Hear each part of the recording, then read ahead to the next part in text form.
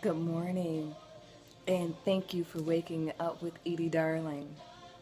Truly, I count it a joy and a privilege to come and speak life into you. I want to talk to you about as we have been speaking about how God is raising up a group of people who will not be ashamed and who will be bold for God to speak truth to his people, and how God is preparing you on that journey. He has to begin to change who you are on the inside so that way he can use you to be those ambassadors, to be that spokesperson for him. And as we know, by him changing us, that is that sweet voice that he begins to point out those things in our lives that need attention. And he has a way of showing you his love and saying, though these things are a thorn, so to speak, I still love you. You're still able to go out and do the things that I need you to do. Let's work on these things together. Isn't that a blessing that here is God who is saying, you're not to be tossed aside. You're not to be dismissed.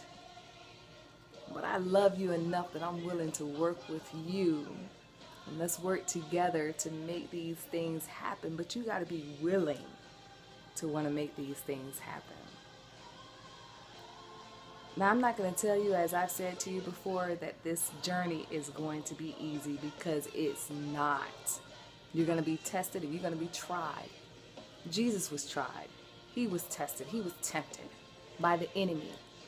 And if Jesus was tempted, don't you think you're going to be tempted? The enemy wants to know how grounded and rooted you are in God. He wants to know that you're able to stand up and tell him, look here, devil, get thee behind me, Satan. For I know who is the true God of this world. It is the God of Abraham, the God of Isaac, and the God of Jacob, the Israel. And I think about, here was Jesus who was led up by the Spirit into the wilderness to be tempted by the devil. He fasted for 40 days and 40 nights. And afterwards he was hungered. And at that time the tempter came. He said, if thou be the Son of Man, I command you to make these stones into bread. See, he's going to try you. And he's going to try you in areas that he knows that maybe you are weak. Here was Jesus who was weak. He was hungered. He was hungry.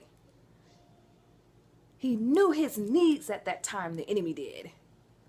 Here is Jesus who says, man should not live by bread alone, but by every word that proceeds out of the mouth of God. See, God knows my weaknesses.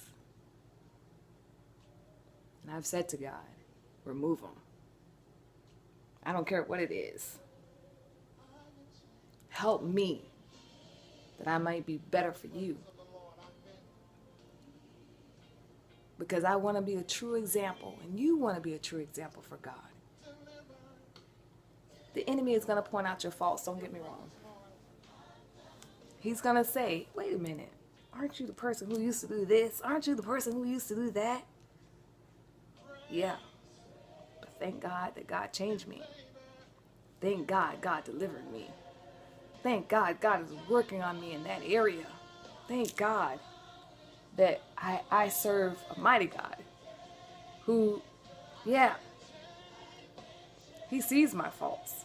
But thank God for his grace and mercy that he's given me another opportunity to bring about change in my life before he comes back, or before my days on this earth end.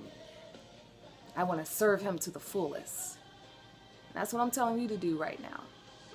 The enemy may try to confuse you. He might try to get you off track. The enemy might try to get you to do a whole lot of things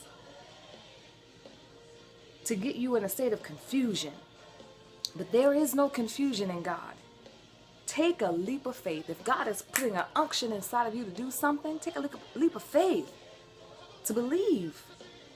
that if he told you to do it, take the first step in doing it. And I'm going to tell you something. As you begin to take that first step, as you begin to take that first step of courage, you'll see that there was nothing to be afraid of in the meantime. There was nothing to be afraid of.